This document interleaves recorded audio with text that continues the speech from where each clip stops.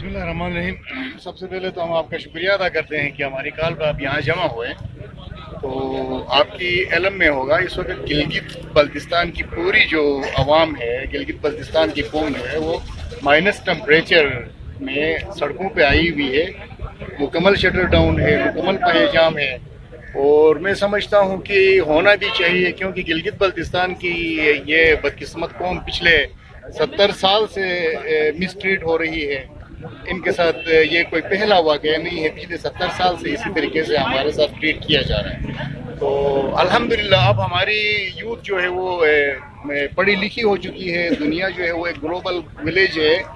इस वक्त न तो ये अपने ओछे हथकंडू से मज़ीद पशु पेश से या मुख्तलिफ परपकुंडू में या फिकू में बांट के, कौमों में बांट के ये हमें हमारे हुकूक से मज़ीद ये महरूम नहीं रख सकते हैं।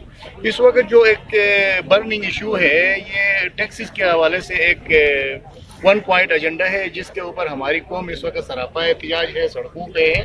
और हम इस वक्त जो इसको हम अपनी कौम के साथ शाना बशाना इसमें खड़े हैं। मैं लीडर ऑफ द अपोजिशन हूँ गिलगित बल्तिस्तान कानून साज असम्बली के ऊपर, और अपोजिशन बेंचेस के जितने हमारे मेंबरान हैं हम एक ही पेज के ऊपर हैं।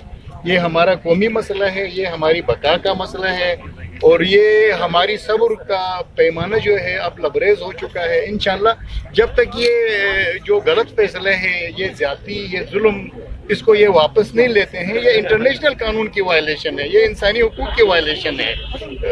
बड़ा क्लियर फार्मूला है इंटरनेशनल के लिए, नो टैक्सेशन विदाउट रिप्रेजेंटेशन।